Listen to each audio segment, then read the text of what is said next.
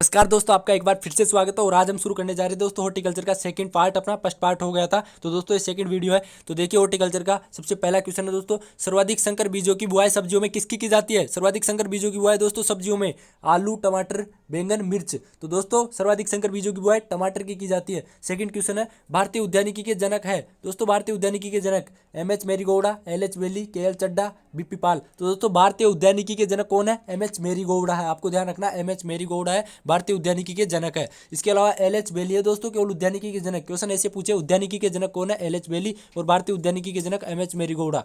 इसके बाद third question, third है दोस्तों, थर्ड ऑप्शन के.एल. चड्ढा जी है, सुनहरी क्रांति के जनक है। जी दोस्तों सुनहरी क्रांति के जनक कौन है? के.एल. चड्ढा। इसके अलावा बी.पी. पाल है, रोज प्रजनक है। प्रसिद्ध रोज प्रजनक कौन है दोस्तों?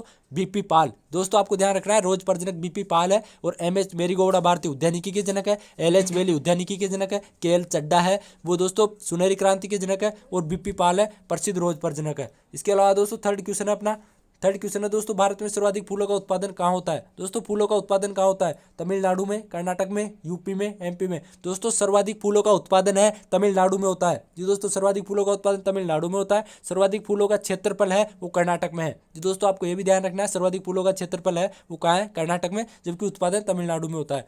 आगे दोस्तों अपना फोर्थ क्वेश्चन है कि भारत का सबसे बड़ा गुलाब गार्डन कहाँ है। दोस्तों भारत का सबसे बड़ा गुलाब गार्डन श्रीनगर, लखनऊ, चंडीगढ़, कर्नाटक। दोस्तों भारत का सबसे बड़ा गुलाब गार्डन है वो चंडीगढ़ में है। कौन सा है दोस्तों? डॉक्टर जाकिर हुसैन गार्डन है, वो चंडीगढ़ में है, और ये भारत का सबसे बड़ा गुलाब गार्डन है। इसके अलावा श्रीनगर में दोस्तों टुलिप गार्डन है। श्रीनगर में कौन सा गार्डन है दोस्तों? Tulip garden. Tulip garden Srinagar में है। इसके अलावा लखनऊ की बात करें तो राष्ट्रीय बोटनिकल गार्डन लखनऊ में है। जी दोस्तों आपको ध्यान रखना है, राष्ट्रीय बोटनिकल गार्डन लखनऊ में है। आगे दोस्तों पांचवा क्वेश्चन है, गाजर का कुल तो सोलेनेसी, कुर्सीफेरी, अम्बेलीफेरी, मालवेसी। गाजर का कुल अम्बेलीफेरी है दोस्तों, गाजर का कुल अम्बेलीफेरी है। इसके अलावा मालवेसी बात करें, कपास और भिंडी का कुल है मालवेसी। भिंडी में दोस्तों 130 गुणसूत्र होते हैं, आपको ये भी ध्यान रखना है। कुर्सीफेरी की बात करें दोस्तों, कुर्सीफेरी या ब्रेसिकेसी दोनों एक ही है। तो दोस्तों जो मूली हो गई और आपके कोल क्रॉप्स हो गई, जैसे फूल गोभी, पत्ता गोभी, गांठ गोभी, इनका हो गया कुर्सीफेरी। सोलेनेसी हो गया दोस्तों मिर्च, टमाटर हो गया, आलू हो गया, इनका कुल है सोलेनेसी। छठा क्वेश्चन है दोस्तों, फूल वाले पौधों में सुगंध किस जीन द्वारा नियंत्रित होती है? मोनोजीन्स, ओलिगोजीन्स, पॉलीजीन्स। तो दोस्तों फूल वाले पौधों में सुगंध है पॉलीजीन्स के द्वारा नियंत्रित होती है। किसके द्वारा दोस्तों? पॉलीजीन्स के द्वारा। फूल वाले पौधों में सुगंध पॉलीजीन्स के द्वारा नियंत्रित होती है। सातवां क्वेश्चन है, पूसा सीडलेस किससे संबंधित है? दोस्तों पूसा सीडलेस है किसकी किस्म है, किससे संबंधित है? आम, अमरूद, पपीता, अंगूर। तो दोस्तों पूसा सीडलेस है अंगूर की किस्म है, आपको ध्यान रखना है। जालोर सीडलेस है अनार की किस्म है दोस्तों, अनार।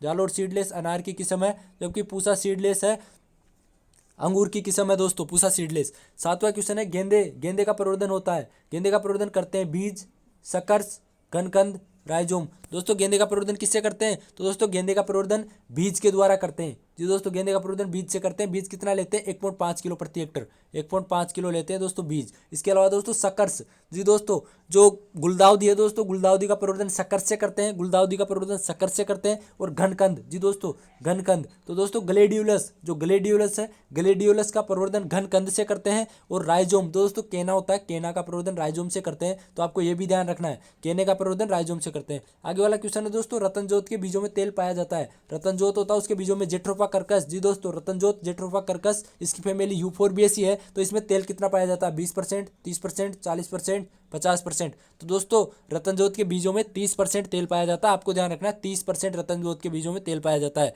आगे वाला क्वेश्चन है दोस्तों अपना, नीम की निमोली में तेल पाया जाता है। नीम की निमोली अजेटिरेक्टिन निम्बेडिन, दोस्तों इसमें कितना तेल पाया जाता है नीम की निमोली में? दोस्तों 20 से 30, 30 से 40, 40 से 50, 50 से 60। तो दोस्तों नीम की निमोली होती है उसमें 40 से 50% तेल पाया जाता है नीम की निमोली में। आगे वाला क्वेश्चन है, भारत में एफपीओ, जी दोस्तों एफपीओ यानी फ्रूट प्रोडक्ट ऑर्डर, आपको ध्यान रखना है दोस्तों, फ्रूट प्रोडक्ट ऑर्डर यानी फल अध्यादेश लागू कब हुआ था? 1950, 1955, 1966, 1977, 1970। तो दोस्तों फ्रूट प्रोडक्ट ऑर्डर एफपीओ है 1955 में लागू हुआ था, आपको ये ध्यान रखना है, एफपीओ 1955 में लागू हुआ था। आगे वाला क्वेश्चन है दोस्तों, टमाटर में कौन सा एसिड पाया जाता है? टमाटर में एसिड बताना है दोस्तों। 12वां क्वेश्चन है, tartaric acid, citric acid, malic acid, oxalic acid. दोस्तों टमाटर में ऑक्जेलिक एसिड पाया जाता है, आपको ध्यान रखना है, टमाटर में ऑक्जेलिक एसिड पाया जाता है। जी दोस्तों टमाटर में कौन सा एसिड पाया जाता है? Oxalic acid. टार्ट्रिक एसिड अंगूर में पाया जाता है। जी दोस्तों अंगूर, अंगूर, ग्रेप्स में टार्ट्रिक एसिड पाया जाता है दोस्तों। सिट्रिक एसिड नींबू में, जी दोस्तों नींबू जो खट्टे फ्रूट नींबू है इसमें सिट्रिक एसिड पाया जाता है। मेलिक एसिड किस में पाया जाता है दोस्तों? मेलिक एसिड सेम और माल्टा, सेव और माल्टा में मेलिक एसिड पाया जाता है। आपको ध्यान रखना है मेलिक एसिड सेव माल्टा में पाया। आगे वाला क्वेश्चन है दोस्तों अपना, जल भराव के प्रति संवेदनशील पौधा कौन सा है? जल भराव वाटर लॉगिंग के प्रति संवेदनशील पौधा बताना है। केला, पपीता, अंगूर, संतरा। तो वाटर लॉगिंग जल भराव के प्रति संवेदनशील पौधा कौन सा है? पपीता। वाटर लॉगिंग के प्रति संवेदनशील पौधा पपीता हो गया। भिंडी का फल का प्रकार है ओकरा, इसका फल का प्रकार बताना है। Siliqua, capsule, caryopsis, pepo. तो भिंडी के फल का प्रकार हो गया कैप्सूल। जी दोस्तों भिंडी में 130 गुणसूत्र पाए जाते हैं, आपको ये भी ध्यान रखना है। तो इसके फल का प्रकार हो गया कैप्सूल। और पीपो की बात करें तो कुकुरबिटेसी कुल होता है दोस्तों, जिनका कुल कुकुरबिटेसी होता है उनका फल का प्रकार पीपो हो गया। जैसे कि कद्दू, खीरा हो गया, ककड़ी हो गई, तो इनके फल का प्रकार पीपो हो गया। सिलिकुआ की बात करें दोस्तों तो सिलिकुआ, ब्रेसिकेसी या क्रूसीफेरी जिनका कुल होता है उनका दोस्तों फल का प्रकार हो गया सिलिकुआ। जैसे कि मूली का हो गया तो इनका फल का प्रकार सिलिकुआ हो गया। कैरियोप्सिस की बात करें तो मिर्च, जो मिर्च होती है मिर्च का फल का प्रकार कैरियोप्सिस। तो भिंडी के फल का प्रकार कैप्सूल। आगे वाला क्वेश्चन है अपना, जी दोस्तों आगे वाला क्वेश्चन है, कंजी बनाने के लिए गाजर की उपयुक्त किस्म है? कंजी बनाने के लिए, कंजी क्या है दोस्तों? गाजर से बनाया जाने वाला एक उत्पाद है। तो कंजी बनाने के लिए गाजर की बेस्ट किस्म है पूसा मेघाली, पूसा रुधिरा, पूसा आसिता, पूसा केसर। तो कंजी किससे बनाया जाता है? कंजी दोस्तों पूसा आसिता है, ये बेस्ट है कंजी बनाने के लिए। पूसा आसिता किस्म बेस्ट है। और पूसा मेघाली है दोस्तों, इसमें सर्वाधिक विटामिन ए। गाजर की कौन सी किस्म में सर्वाधिक विटामिन ए पाया जाता है? तो पूसा मेघाली में सर्वाधिक विटामिन ए पाया जाता है। आगे वाला क्वेश्चन है अपना, जी दोस्तों आगे वाला क्वेश्चन है, पौधशाला में मिट्टी के शोधन के लिए, पौधशाला में मिट्टी शोधन के लिए सबसे उपयुक्त रसायन कौन सा है? पौधशाला में मिट्टी शोधन के लिए सबसे उपयुक्त रसायन कौन सा है?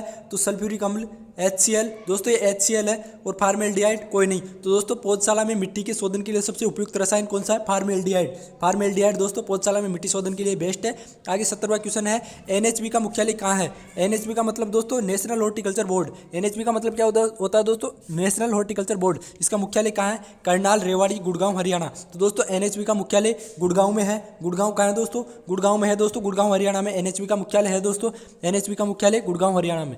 NHB की स्थापना कब हुई थी दोस्तों? तो NHB की स्थापना हुई थी दोस्तों 1984 में। ये भी आपको ध्यान रखना है। नेशनल हॉर्टिकल्चर बोर्ड की स्थापना कब हुई थी? 1984 में। और इसका मुख्यालय कहाँ है? गुड़गांव में। 18वां क्वेश्चन है, बहुगुणता वाला फल है? आम, संतरा, जामुन। तो दोस्तों बहुगुणता, दोस्तों आम, संतरा, जामुन इन सभी में बहुगुणता पाई जाती है।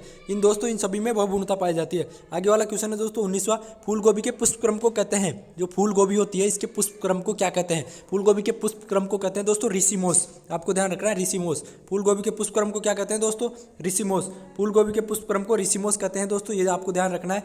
और दोस्तों अम्बेल की बात करें तो अम्बेल गाजर के पुष्प क्रम को कहते हैं अम्बेल। अम्बेलिफेरी गाजर की फैमिली होती है और इसके पुष्प क्रम को अम्बेल कहते हैं। कडलिंग दोस्तों, फूल गोभी होती है उसमें पुष्प बनने की क्रिया को कडलिंग कहते हैं। फूल गोभी में पुष्प बनने की क्रिया को क्या कहते हैं दोस्तों?